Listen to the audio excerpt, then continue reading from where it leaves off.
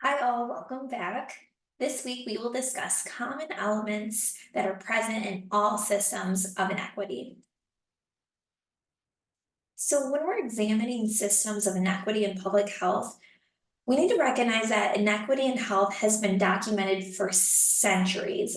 Talk to people about purchasing homes, 20, 30, 40, 50, 60, 70 years ago. And if you talk to people of different races, I'm sure that many of them will have different outcomes and experiences. We'll talk about redlining and ways that people have been treated just because their color or status. And this is not new. It is getting better, but it's still something that's happening and is going on. And people who are Black, color, LGBTQ plus, disabled, any other minority group that you can think of has historically had lower health than their majority counterparts. And it's really interesting to see that, this health is related to our treatment and inequity and purchasing a home and things like that. And that's why it's so important to reflect on what we learned about the social determinants of health and how that impacts us as a society.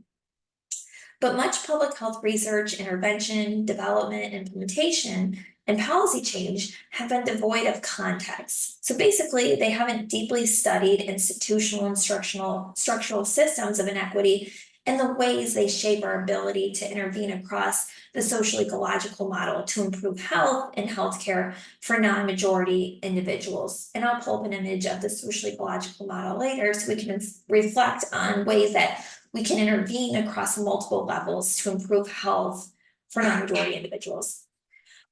It's important to look at this inequity because it's dangerous in the fact that it keeps us focused on the individual. Remember what we talked about last week on focusing on the individual, not society, and it upholds the systems of inequity that fundamentally cause disparities. So if you dig a little deeper when looking at systems of inequity and their common shared elements, systems of inequity are connected and linked by a common origin, and that is economic power and control. And they operate similarly by limiting, controlling, and destroying lives and health of target people. And I know that it sounds a little extreme that we're destroying, but it really can destroy their lives and health when they're targeted in ways that are unjust and don't support them. There's no hierarchy in systems of inequity, and they all work together to reinforce one another, right? So it's not like, sexism is worse than, ableism, but not as bad as racism and stuff like that. Like, right, they're all something that we need to focus on and work together to reinforce and eliminate. And remember, eliminating one requires eliminating all. It's important to not just focus on one area, but to eliminate all this injustice and all this inequity. And they all contribute to and produce social determinants of health and inequitable patterns in disease and mortality. That's one thing we'll be doing in this class with our research paper. We're going to pick a topic and look at how disease and mortality impacts a specific group over their counterparts.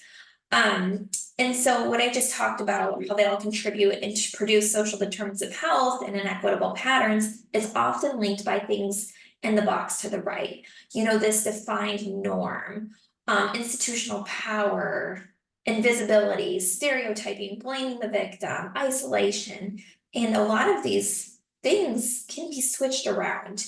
And I want you to just think about this week as we're doing our readings and doing some assignments just about how these things have been connected to inequitable patterns of disease and mortality. And think about this while you're writing your paper and researching the topic that you chose. So that's all I have for you on that. But I did want to end with discussing that social ecological model that I mentioned earlier. We've all seen this a lot, and typically there's 5 layers of the social ecological model, and we're going to look at just these 4 here: individual, relationship, community, societal, and then there's typically that policy one on the outside. But at the individual level, these are things that impact someone specifically on their own, that individual level, whether that's their income, their attitude, beliefs, mental health history, age. So you're focusing just on that one person, that one-on-one.